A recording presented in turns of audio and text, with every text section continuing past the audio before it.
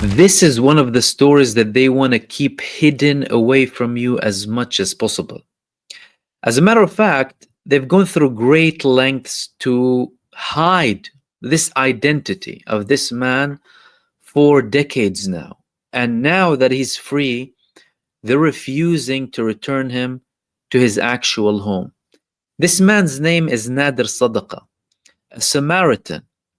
Samaritans are a group that hold the oldest copy of the Torah. They don't refer to themselves as Jews because, according to them, the term Jews was referring to the people of the southern ancient Jewish kingdom while they were of the north. However, they do say that they are followers of Moses. And again, they do have the oldest copy of the Torah. They also believe that the Mount Temple is actually Mount Gerizim. And they have archaeological evidence to support that too. Before we get into the details of Nader Sadaqa and all of the imprisonment that he had, it's important to note that this group of Samaritans, they live in the middle of a Palestinian population in Nablus, in the occupied West Bank. They speak Arabic, and they also live in a harmonious situation with their neighbors. Israel tried to lure them to move into Israeli occupied territories, but many of them refused, and the majority of them are still there. Now let's talk a little bit about Nader Sadaqa for a bit. Of course, no one is saying anything about Nader Sadaqa on mainstream media because, why would they? But some of the Palestinian and Arab outlets are speaking about his release. They're calling him an Israelite because, again, they refer to themselves as Israelites or Samaritans. Usually they'll prefer the term Samaritans. He was released after being held for 21 years in Israeli prisons. And the reason being, this man was a commander in the Palestinian resistance. As a matter of fact, he was a commander in the Popular Front for the Liberation of Palestine. More specifically, Abu Ali Mustafa Brigades, the armed wing of the PFLP. He carried out operations against Israel after the Second Intifada, and he led multiple actions against Israeli terror forces in the Jordan Valley. And after a 2-year manhunt, they found him eventually.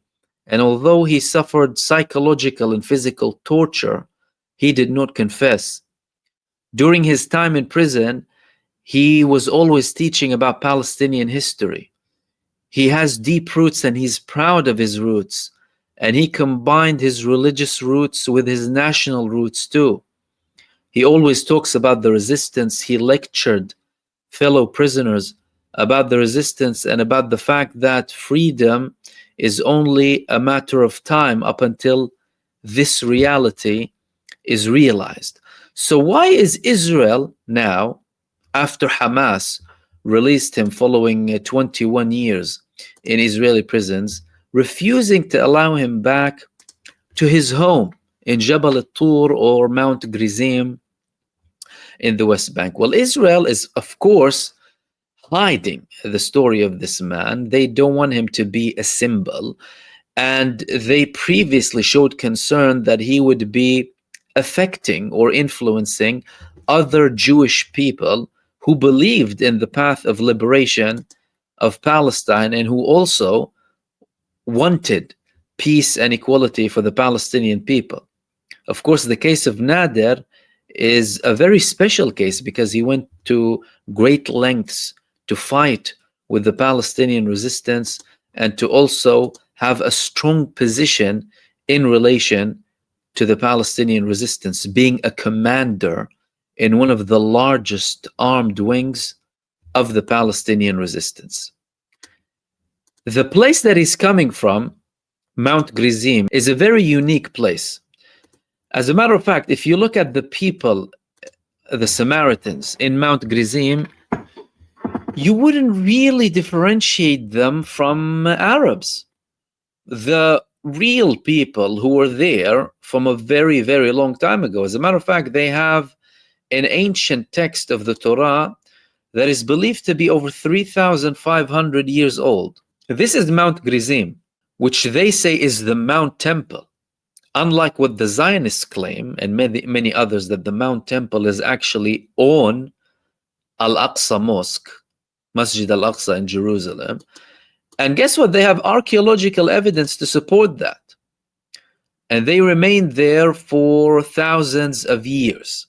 Now, the reason that I'm bringing this to your attention is to, number one, highlight a couple of things. The stories of the Palestinian abductees and Palestinian hostages who were in Israeli dungeons for a very long time are hardly getting any cover.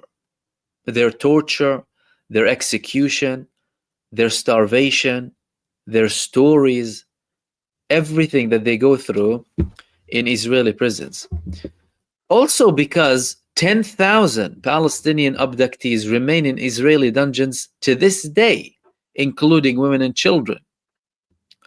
Al-Aqsa flood started as a battle to release the Palestinian prisoners from these Israeli dungeons, yet Israel refused to have a deal up until very recently. The Palestinian resistance offered Israel a deal from 9 years ago because there were Israeli prisoners of war in Gaza.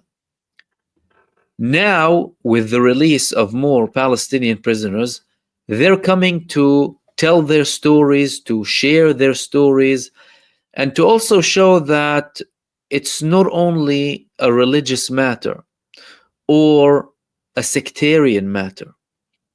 A man like Nader Sadaqa proves just exactly how this is not a case of Jews against Muslims, or a case of Arabs against Jews. We're talking about a case of equal rights, a case of stopping evil, resisting evil, and resisting Israeli occupation and apartheid and brutality as well. But some of the most touching words that Nader said were after his release. He was asked to say a word about Gaza, and he said the following. He said, Gaza is the one that speaks. Gaza is the one that leads. Gaza is the one that returns. Gaza is the one that benefits. No word but its word, and no shadow but its shadow. نادر انت مباشر احكي شي لغزه يا نادر احمد احكي شي لغزه غزه هي اللي بتحكي وهي اللي بتكون وهي اللي بتعيد وهي اللي بتفيد لا قول الا قولها ولا ظل الا ظلها